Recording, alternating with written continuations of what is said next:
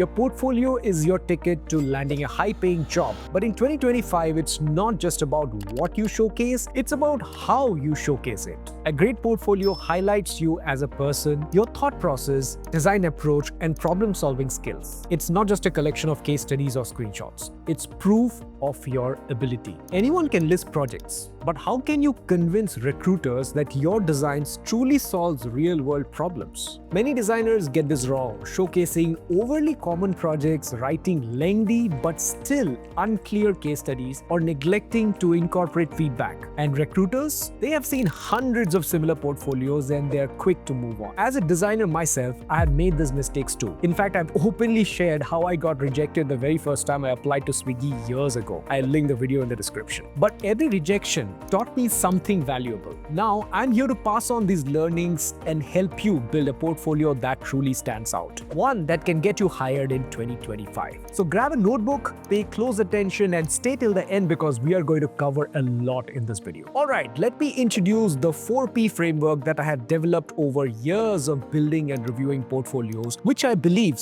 makes for an ideal UX portfolio. Are you ready? Let's get started. Number 1. The first P is pitch. Remember, with your portfolio, you're not just showcasing your work, you're showcasing who you are and why it matters. Recruiters keep asking themselves, what sets this person apart? Why should I care? Is this portfolio better than the last one I saw? The best way to answer those questions is with a great story. Use your About Me section or the headline of your website to reflect your true personality. If you're naturally fun and quirky, show some of that in your portfolio and case studies as well. Add a bit of your natural humor, your true self in your portfolio as well. At the end of the day, your portfolio is a reflection of who you are, something that gives recruiters a sense of your personality and your ability even when you're not present in person. Pitch yourself and work your way in a way that feels interesting, engaging, structured, and easy to follow because a well-told story is what makes you memorable. Take a look at this case study for instance. It's about redesigning the Arogya Setu app, and it is designed by this person called Nirmal Pillai, who is a stand-up comedian himself. And look at how he has used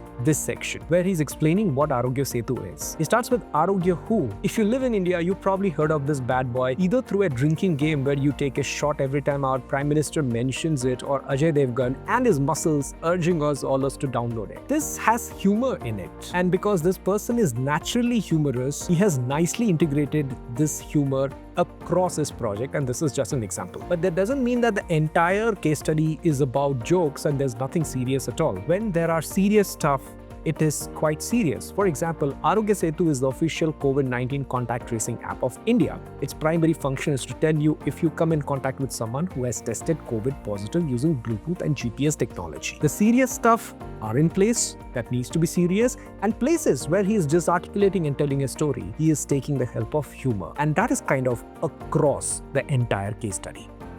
The second P is problem solving. Problem solving is not just about solving a problem, it is also about identifying one. Show how you identify user needs, their problems. Show how you analyze to understand if it's a problem big enough that needs to be solved. You see, not every problem needs to be solved. What happens if you solve the problem? What happens if you do not solve the problem? Are there any alternatives? How good are the alternatives? Make sure you analyze and devise solutions with real impact. Emphasize your thought process, how you tackle challenges, gather feedback, and iterate. This is what separates a good designer from a great one. The third P is presentation. As I've already mentioned, your portfolio is a reflection, a substitute of your real self in your physical absence. And that's why your ability to communicate and present ideas visually and textually matters just as much as your design decisions. High-quality animations, user flows, graphs, and high-fidelity screens help explain your solutions clearly. A polished, visually compelling, and well-written portfolio makes it easier for recruiters to understand your work. Writing is not your strongest point? Never mind, AI can help. Use tools like ChatGPT or Perplexity to help you with the writing part. I'll talk about all these points in detail later in this video, so make sure you stay till the end and hit that like button if you like the video so far. And finally, the fourth P is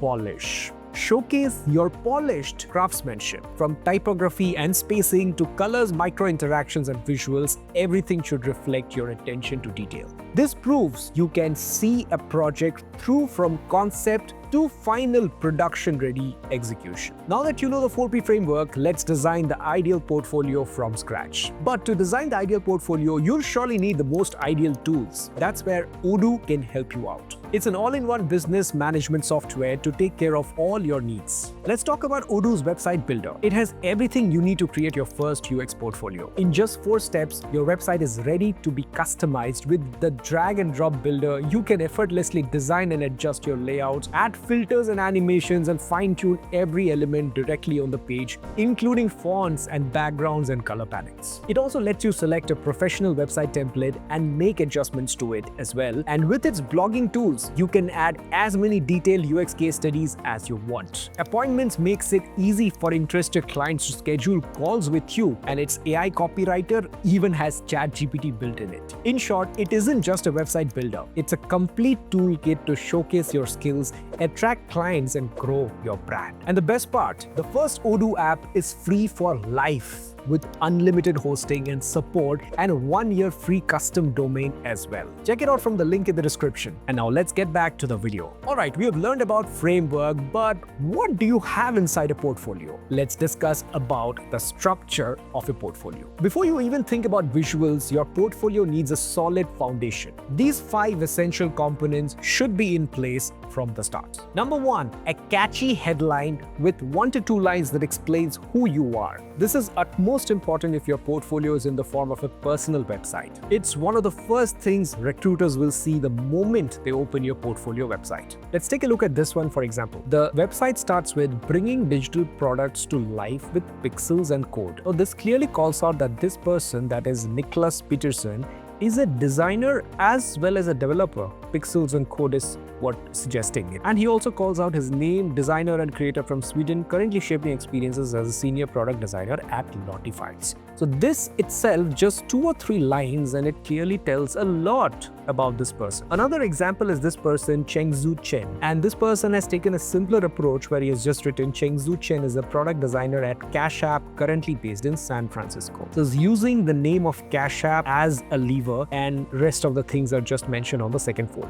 So again, a good example of how a header can be. Number 2, a slightly more detailed About Me section. Keep it clear, professional, and engaging. A crisp image, a short intro about who you are, what you do, and what your interests, paired with a simple clutter-free background is more than enough. If you want to add interactive elements, make sure they serve a purpose as well. Recruiters don't spend more than a few minutes on your portfolio. Your job is to make it impossible to ignore. Number 3, the most important section, that is your work or case studies section. Case studies are nothing but detailed story or blog post about a particular project. We will break it down and talk in detail about this later in the video. Number 4, contact page or section using which people can reach out to you. Pretty straightforward. Number 5, additional links and resources. Now this is an optional section. Any extra work or interest that you may have, maybe you are into amateur photography, a line or 2 definitely deserves a space in this section. Alright, now let's get into crafting case studies. As I've already mentioned, case studies are nothing but details of a particular project, something like a blog post. Ideally, you should have around 2 to 3 detailed case studies in your portfolio, which means around 2 to 3 projects. Now, you might have worked on many different projects,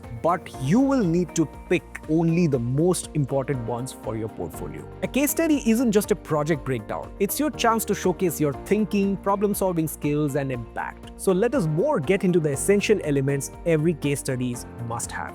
Number 1, project overview. Now, it's a brief explanation that sets the stage for readers who may not be familiar with the problem or the domain. For example, if you're creating a chat interface for customer care executives at a multinational e-commerce company, it is important to clarify how these executives use this interface, how many queries do they handle daily, and other relevant details. Without this groundwork, it can get difficult for readers to understand the project's scope and impact. Look at this for instance. This is a case study about WhatsApp document scan.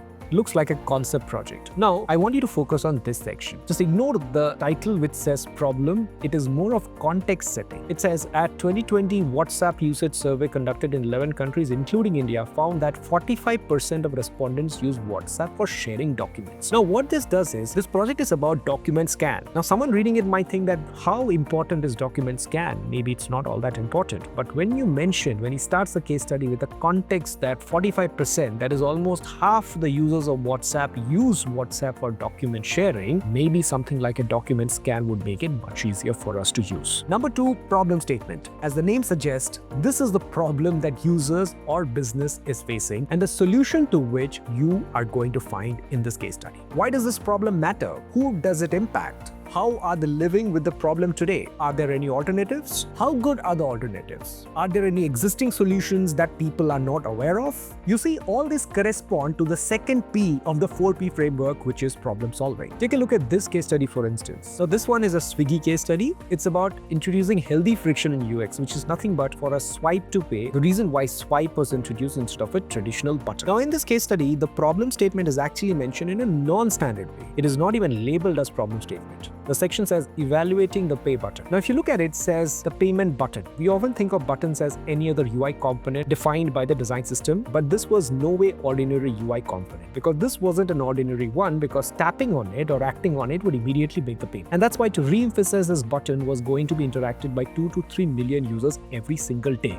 Now, this also gives the idea about the scale of what could go wrong. We carefully considered the button interaction, weighing 2 options, that is simple tap and slide.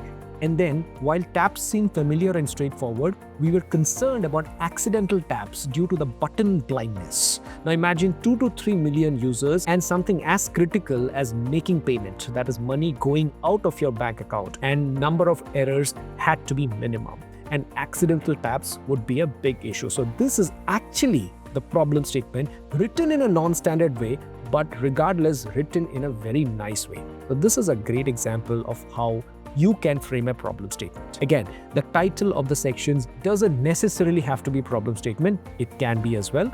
In this case, it wasn't. Number 3, research and insights. Key findings from research and competitive analysis only if it was needed for your project and you had done it. If not, just skip it. This is done to ensure that you know and understand the problem and the users completely. If there are any gaps in your understanding, that's when you go for user studies and research. Let me repeat once again. If you haven't done it, please don't fake it, just skip it. Now, if you don't want to skip it and you still want to include some kind of research, let's come back to this Arogya Setu case study once again for a great example of research. Now look at this. This person is an individual. He's not associated with any company that you would have the means and the money to go and do a full-fledged research, which is mostly the case for most of you as well who are watching this video. So this person just floated some Google Forms to his friends and relatives. If you look at the number of responses, just 35 responses, just 15 responses. Now this by no way is sufficient to take a business decision. But for a case study like this, which is just for your portfolio, it's fine. It still gives you some kind of insights. It just gets some ideas around why do you have it and not use it? Because one of the problems that this person is trying to solve is everyone has the app, but people don't use it. And the whole point of Arogya Setu is the more people use, the more it will function better, because it's about gathering data, right? So, some of these totally works for a case study sort of thing. And even research doesn't always have to be interacting with users or getting insights from users. It could also be about something that you read online. These are some articles this person has read online and is quoting some of the numbers and insights which is shared by important people on the internet, and he's using those learnings to do his design. Yes, it does qualify as research. If you want, you can have something like this as well. Number 4, ideation and process. Now, this is hands down the most important section of your case study. Yet, it's often the section designers explain the least. Some will just list their process as define, research, analyze, design, test. Please don't fall for that trap. It sends a clear signal that you simply Googled UX design process and threw in some buzzwords here and there. In this section, you're expected to explain why you made each decision. What motivated you to take that path? Which questions did you ask yourself? How did you think it through or talk it out in your own mind? How did you evaluate references and how did you blend them with your own thought? What roadblocks popped up and how did they lead you to new ideas? Ultimately, how did you arrive at the final solution? And most importantly, how does that solution address the problem stated earlier? This level of detail is what separates a generic process from true design thinking. Now, you might be wondering, how do I describe my thought process? Well, the simplest way is to tell it like a story. Let me give you an example. Imagine you and 3 of your friends decide to watch a movie A at a theater. For some reason, online booking is not available. Let's assume that. When you arrive at the theater, you find out movie A is already sold out. But movie B still has seats. How would you decide if you'll watch movie B or do something entirely different with your friends? You'd probably consider if movie B looks interesting, do your friends want to watch it? You would discuss with them, weigh in the options and then decide. Now, if I asked you to write down this decision-making process clearly on a one-pager, you would simply describe what went through your mind, step by step. That's exactly how you should write your design decisions in a case study as well. You don't always need fancy laws or principles to justify every choice. Instead, use examples, logic, references, or even your gut feeling to clearly explain how you arrived at each design decision. The goal is to clearly show how you arrived at a particular decision, just like deciding on movie. Number 5, the next is design execution. As the 4th P of the framework suggests, showcasing your polished design skills is extremely important. Sure, brainstorming, problem solving, and critical thinking matter, but at the end of the day, your ability to translate those thoughts into real, beautiful, and usable designs is what counts most. Always include examples that highlight your hands-on design skills like UI mockups, interactive prototypes, or detailed visuals. Your craft is your final proof that you are not just a thinker, but a capable designer who can bring ideas to life. Number 6, usability testing and validation. Now, after creating your designs, did you test it with the real users? That's basically what usability testing is all about. If you built a prototype and allowed users to interact with it, observe their actions, or collected their feedback, share those insights clearly. Mention any interesting findings or improvements you made based on their feedback. If you couldn't test your design, that's okay too, but always be honest about it. Please do not fake it. Number 7, final outcome and impact. This final section of your case study highlights the outcome and impact of your design. If your design isn't live yet or you do not have the measurable insights, that's totally fine. But always clearly show how your solution solves the original problem you mentioned at the start. Often designers get so deep into their solution that they lose track of the initial problem. Make sure you clearly connect your final solution back to the original goal or problem statement. In addition to that, also mention any learnings or reflections that you had after working on the project. What worked, what did not work, what you learned, and what your key takeaways were. Don't forget to add real testimonials and reviews about your project if you have it, along with your contact information, so that if someone likes reading it, at the end, you can just mention your email ID once again. That's just a nice touch. At the end, this is roughly what your portfolio should look like. But before we wrap up, here are some hacks to make your portfolio stand out. Number 1, include your best project at the beginning. Remember, I told you just to have 2 to 3 case studies? Make sure you arrange them in the order of importance, because it's highly likely that your recruiter or whoever is looking into your portfolio will click on the first case study that they see. And if they do it, you need to ensure that the most important one gets opened and evaluated. And also for each one of them, have a one-liner to set the context. Number 2, include visually appealing thumbnails with 1 or 2 screenshots for each project. This helps set clear expectations and encourages people to explore further. Number 3, always double check on your spelling and grammar before publishing your case studies. So simple, but people still make mistakes. Even small typos or grammatical mistakes can create a poor impression. Run a quick spell check or use tools like ChatGPT to polish your grammar if you're unsure. And number 4, do not overload your portfolio with every other project you have. Like I already mentioned, 2 to 3 case studies are enough, but be mindful there as well. If you're applying for a UX design role, you don't have to include that one branding project that you might have done years back in college. Just keep your portfolio relevant and to the point. And that was the video. What do you want me to cover in detail next? Let me know in the comments. And check this video over here to upskill as a designer in 15 days, and this one over here for a full roadmap to learn UX design. Thanks for watching. This is Saptar signing off.